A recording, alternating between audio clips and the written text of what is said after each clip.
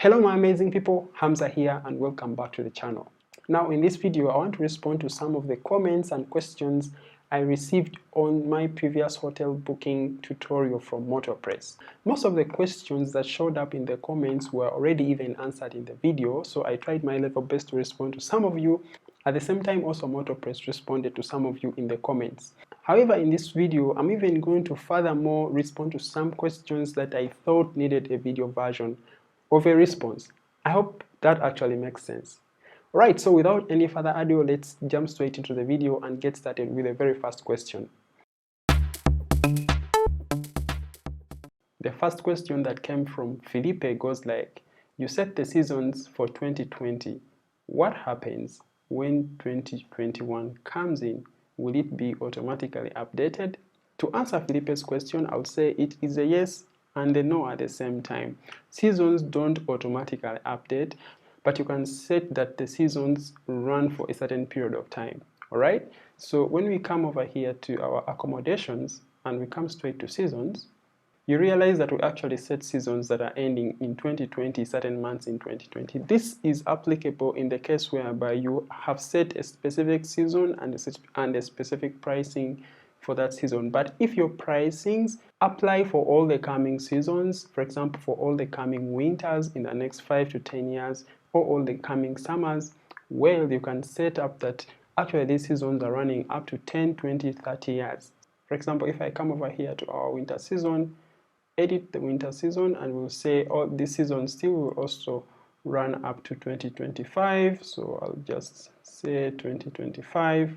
Or even 2030, let me say 2030. Once you set that up, you simply update.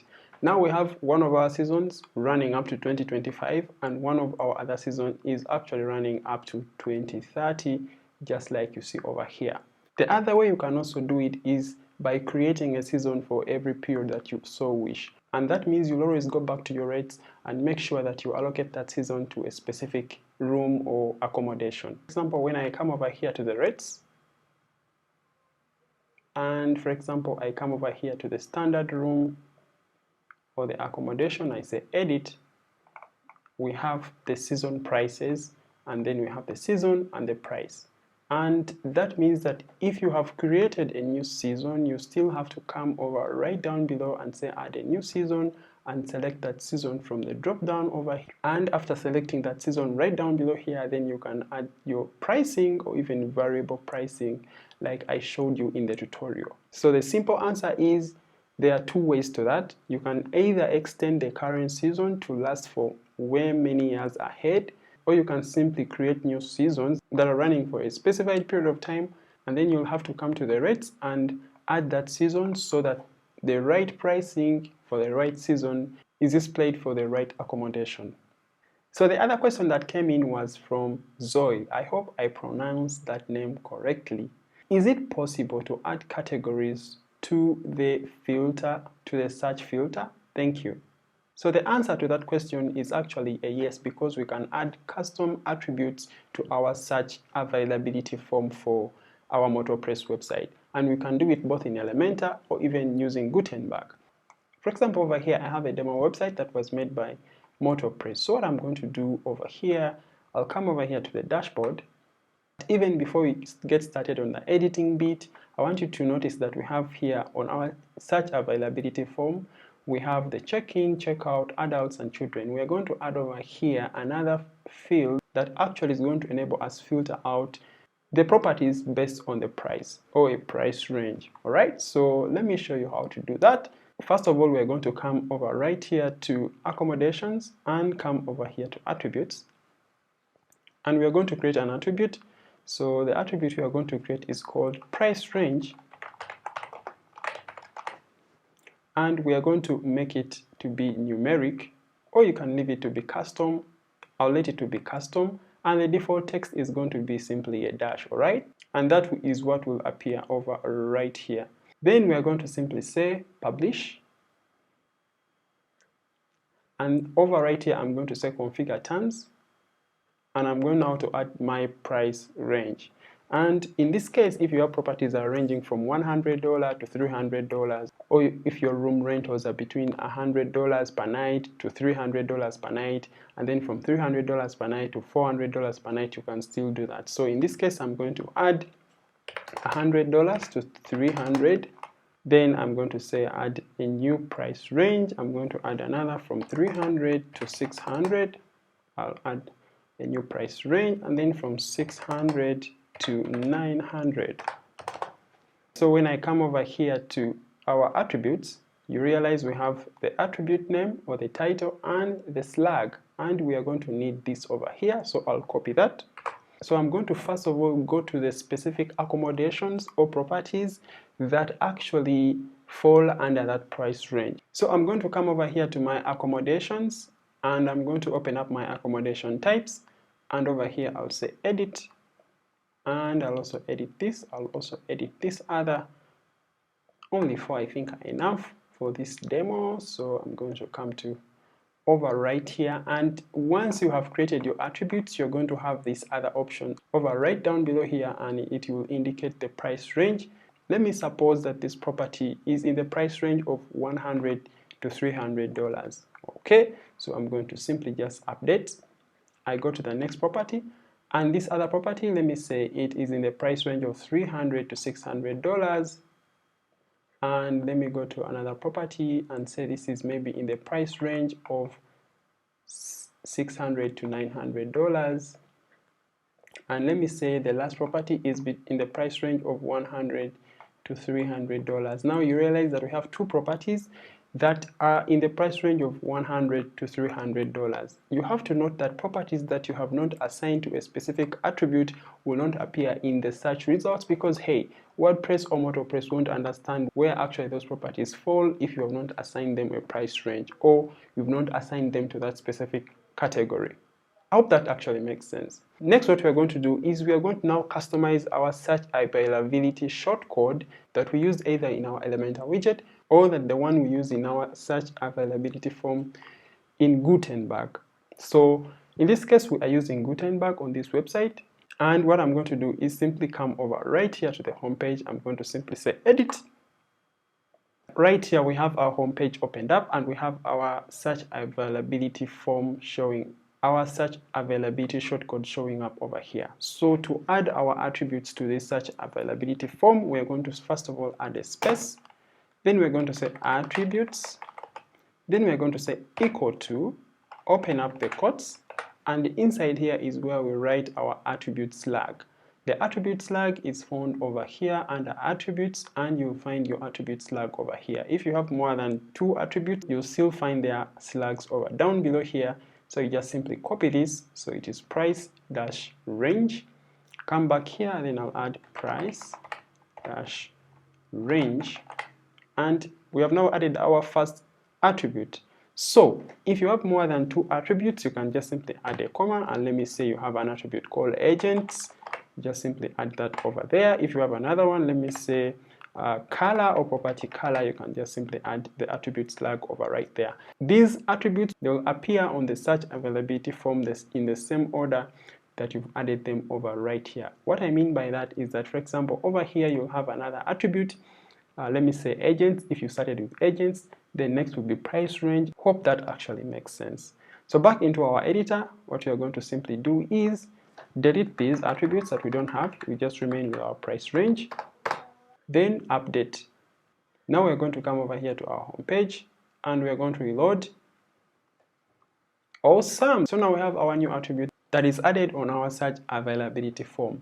Now when I click over here, you realize that our attribute options are showing up over right here. Okay, so if you don't want this to appear, for example, the filter for adults and also the filter for children, you can simply just come back over here in your dashboard under accommodations, and you're going to go straight to the settings option. Scroll way down below, and you're going to see this option called guest management, and we can simply disable adults and children options on the website, and we can also hide adults and children field within the search availability form.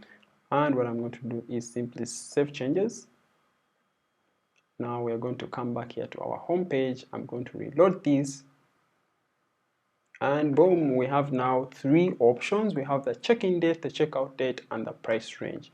Now we are going to make a search for the properties that fall between a price range of 100 to 300. So what I'm going to do is simply just come over here, select a check-in date, checkout date, and maybe I want a price range, a property with price range between 100 and 300. Remember, we added 2 properties that are falling in this price range, and those properties should be showing up over here. So these are now the available accommodations that are falling between the price range. Ideally, we have this one and now this one. Those are the 2 properties that we added. Actually, when we go back here in our accommodations, we have this one called Le Marche. I hope I read it correctly. And then we have Seaside. So when we come in our accommodations, let's look up for Le Marche, which is this. It's falling in the price range of 100 to 300. And let me look up the other, Seaside. Seaside is falling in the price range of 100 to 300. That's how you can add custom fields or attributes on your search availability form using MotoPress. The other question that came in was from someone called Alberto, and he wanted to know if it is possible to edit the checkout field in your MotoPress website. The quick answer to this question is that yes, you can do it, but you will actually need an add-on to MotoPress that enables you to edit your checkout fields. And this add-on is called Hotel Booking Checkout Fields for MotoPress. And over here, they mentioned that this add-on enables you to add more fields and tailor the checkout experience of your business needs. You can collect more basic information from your guests, require extra legal data or information stroke agreements that comply with policies in your country or property, and a lot more. And down below here, they even give you further details on how everything can be done. For example, adding a new or edit default checkout fields. You can customize your field types. You can, change the order of your field types on the checkout field. And also you can customize the fields of your email notifications. The best resource I can give you right now is by checking out this resource from MotoPress. It's a tutorial that takes you through on how you can use the checkout fields add-on to edit, remove, or even customize the default checkout fields on your MotoPress website. I'm going to leave a link to this video in the description box below. The other question that came through was from Shama, and he or she wanted to know how they can select multiple bed types for an accommodation. The quick answer is yes, we can do that. For example, by coming over right here in your hotel booking website, you can head straight to your accommodations, scroll down below here to settings, and then you can come down below here under the bed types option, and you can add the different types of beds that are available in that specific accommodation. For example, if that specific property has, for example, 3 queen beds, 1 twin bed, or 2 twin beds, you can mention it over here by coming over here and add your bed type. Then later on, you're going to come straight to your accommodations, and inside your accommodations, you're going to open up that specific accommodation, and then you're going to simply just scroll down below here. So right here, you're able to add your bed types that apply to that specific accommodation. In my previous video, I actually showed you how you can add single bed types to a specific accommodation. For example, over here, all the accommodations that we had listed on our website only had one single bed that applied to that accommodation. One had a twin bed, another had a double bed, and another had a single bed. And when we come back over here to our accommodations, you realize that, for example, for the standard room, only had the single bed type applied to it because it's a simple room, standard room, and only had a single bed. Alright, so in a nutshell, that's how you can add multiple bed types to a single accommodation using MotoPress. The last but not the least question that came in was from Nick Hill, and he was like, how can we get emails when someone books a room on our website? So to be able to configure your emails using MotoPress, you're going to simply just come back straight here into your dashboard of your MotoPress website, and you're going to come straight over here to accommodations, and you're going to come here to the settings option, and boom, here we have the options to make changes to our admin emails, customer emails, and email settings generally.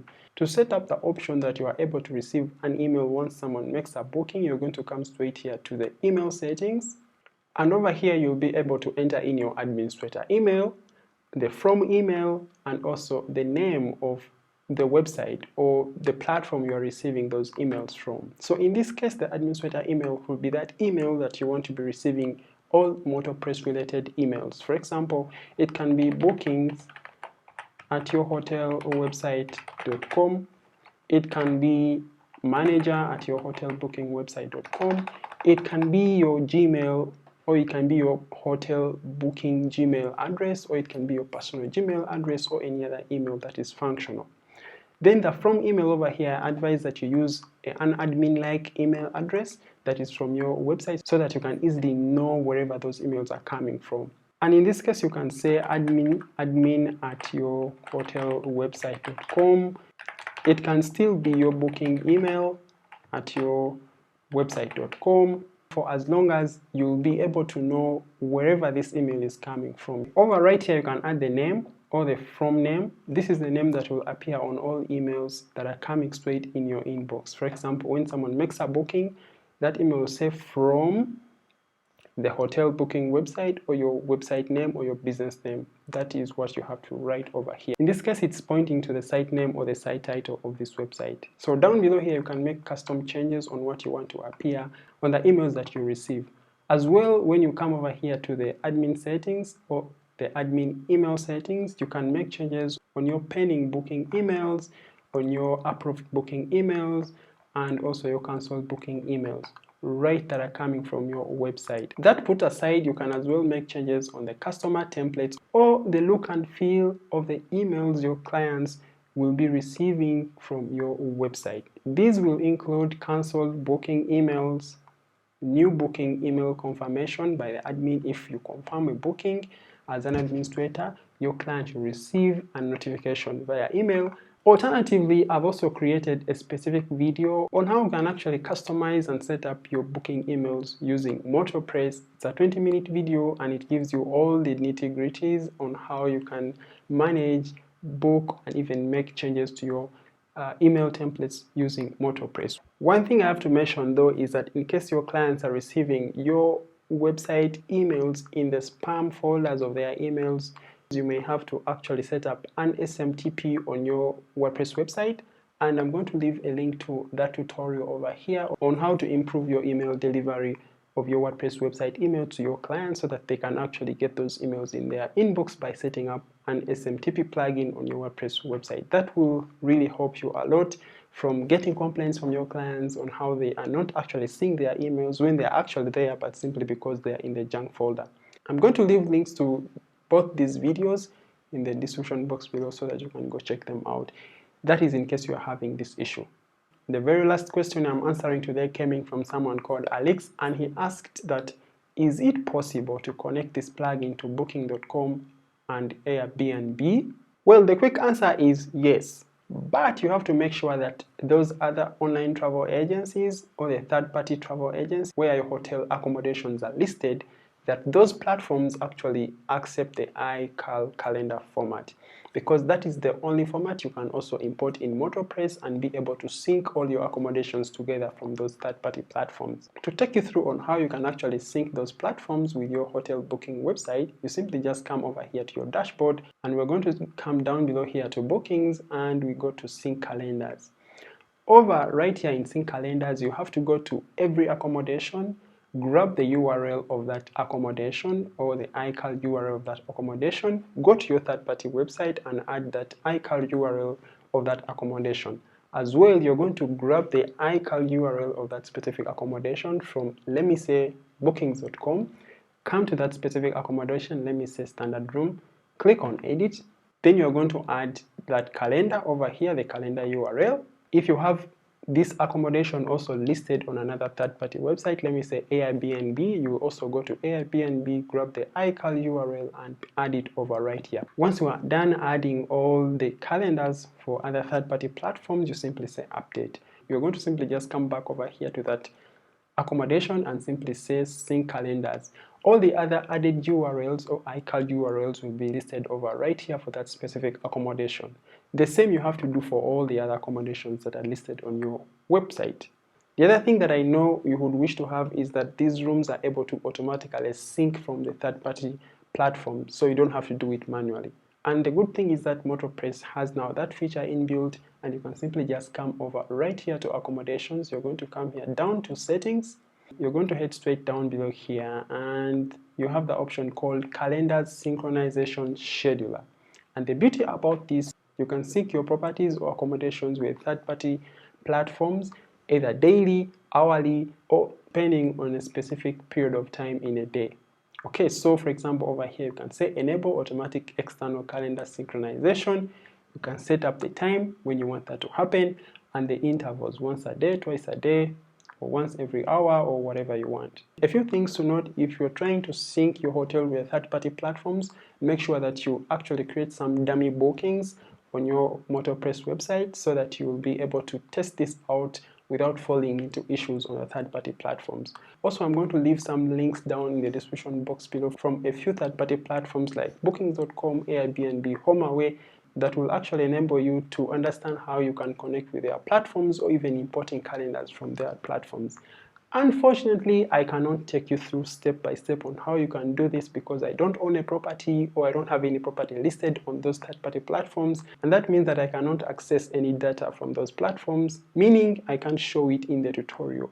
But I'm going to leave some useful resources in the description box below that you can follow up step by step to have your accommodation synced with the third-party platforms. Otherwise, thank you so much for watching this video. If there are any more other questions that you wish to be answered, maybe in the follow-up video, let me know down in the comment box below. Have a good time and goodbye.